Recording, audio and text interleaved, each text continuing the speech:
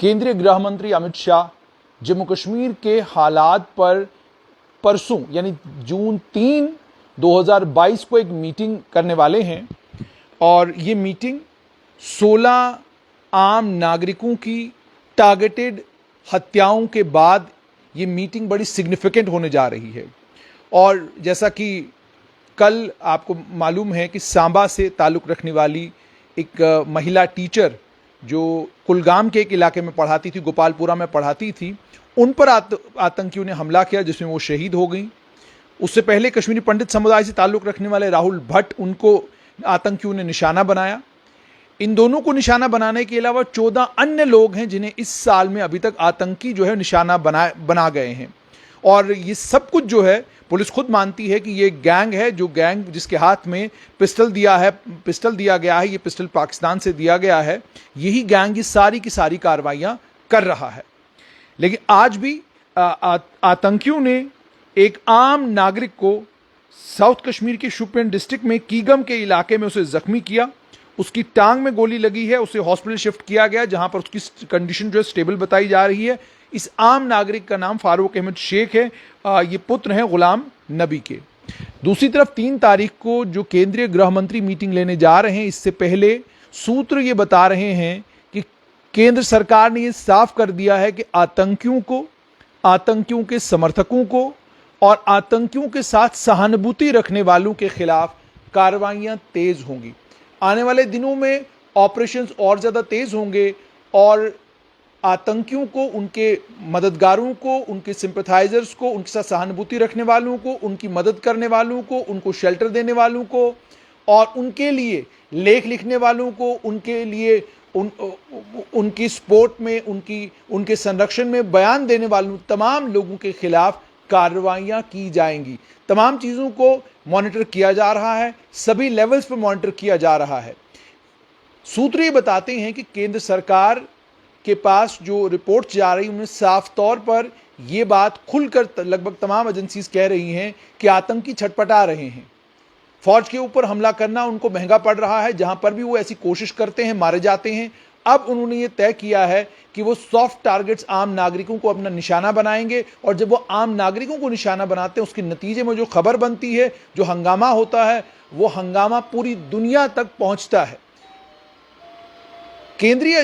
केंद्र में सूत्र ये भी बताते हैं कि इस चीज का भी संज्ञान लिया गया है कि अब आतंकियों की उम्र केवल मात्र 1.5 महीने के करीब करीब रह गई है और कुछ आतंकी तो ऐसे हैं कि वो अगर आज आतंकी बनते हैं तो हफ्ते 10 दिन के बाद वो एनकाउंटर में मारे जाते हैं। तो अब आतंकियों का जो कि सर्वाइवल लगभग ना के बराबर है। कमांडर तमाम आतंकियों के मारे गए हैं, किसी भी आतंकी तंजीम के पास कोई भी कमांडर बाकी नहीं रहा है। सोशल मीडिया के ऊपर पहले जो उनकी प्रेजेंस हुआ करती थी वो लगभग खत्म हो चुकी है। अब सोशल मीडिया के ऊपर उनका प्रचार प्रसार करना जो है संभव नहीं है। प्रचार प्रसार अब उनका हो भी नहीं रहा है। अलगाववादियों का खेमा खत्म है, उस खेमे में अब लोग नजर नहीं आ रहे हैं और अलगाववाद का समर्थन करने वाले सरकारी मुलाजिमों को भी आहिस्ता आहिस्ता एक एक करके बाहर का रास्ता दिखाया जा रहा है। अब ये जो उसके बाद ये जो पिस्टल बरदार हमले कर रहे हैं, ये जो आतंकी हमले कर रहे हैं, इन आतंकी हमलों को लेकर भी पुलिस को कहा गया कि वो अपनी स्ट्रैटेजी डिवाइस करें। उनको ये भी कहा गया है कि जो जांच एजेंसियां हैं उनको भी कहा गया है कि अपने जो उनके सूत्र हैं, गुप्तचर हैं, उनको रीअसेस करें दोबारा से।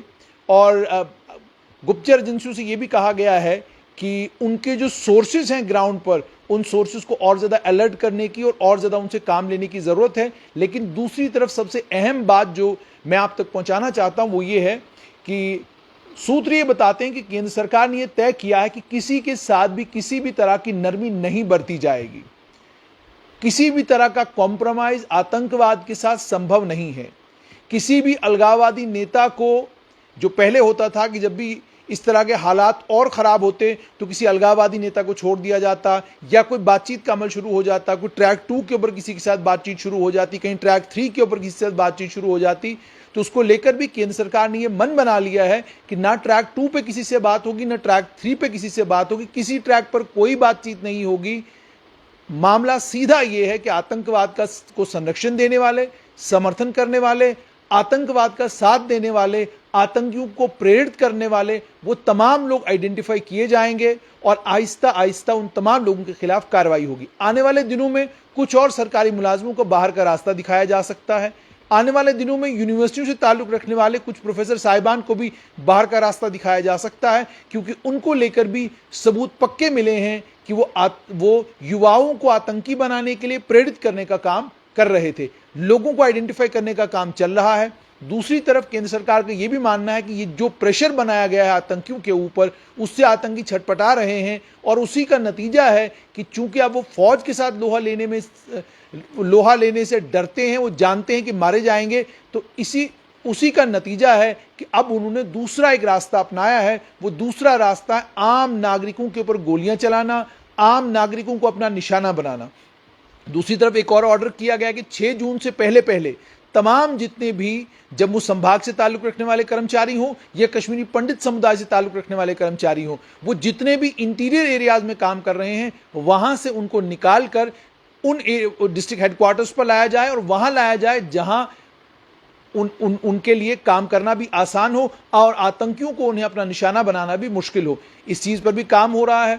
दूसरी तरफ सरकार सूत्र ये बता रहे हैं कि सरकार ने यह भी तय किया है कि बहुत सारे सरकारी कर्मचारी जो अलग अलग एरियाज में काम कर रहे हैं, कोशिश की जाएगी कि उन्हें डायरेक्टरेट ऑफ स्कूल एजुकेशन या अन्य जितने भी स्थान हैं जहां पर उनसे कोई और काम लिया जा सके, वो काम इनसे लिया जाएगा या उनको शहर के सरकारी स्कूलों में पोस्ट किया जाएगा। लेकिन किसी को भी इसके बाद गांव देहात में तब तक पोस्ट नहीं किया जाएगा जब तक वो गांव और देहात मुकम्मल तौर पर आतंकवाद मुक्त नहीं होते, सैनिटाइज होंगे। उसके बाद जाकर दोबारा से इनको वहां पोस्ट करने के बारे में सोचा जा सकता है। मगर किसी भी स्थिति में ना कश्मीरी पंडित समुदाय से ताल्लुक रखने वाले कर्मचारियों को, ना ही बाकी समुदायों से ताल्लुक रखने वाले कर्मचारियों को जो कश्मीर संभाग में काम कर रहे हैं, उन्हें कश्मीर से बाहर किसी और जगह फिलहाल के लिए पोस्ट किया जाएगा। इस पर भी सोच विचार चल रहा है। साफ यह है कि सुरक्षा और प्रदान की जाएगी, मगर आतंकियों के सामने घुटने टेकना या आतंकियों के इस मंसूबे को कामयाब होने देना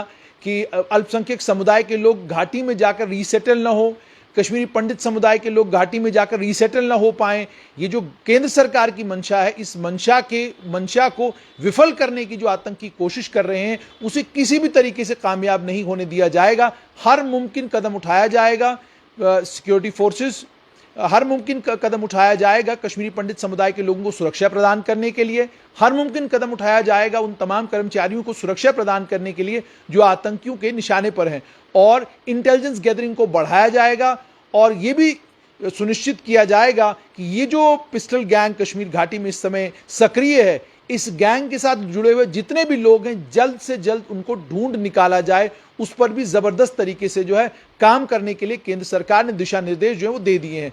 3 जून को केंद्रीय गृह मंत्री अमित शाह मीटिंग लेंगे। उस मीटिंग में क्या कुछ होगा वो तो 3 जून को पता चलेगा, लेकिन इशारे जो नई दिल्ली से आ रहे हैं वो साफ तौर पर ये बता रहे हैं नो कॉम्प्रोमाइज।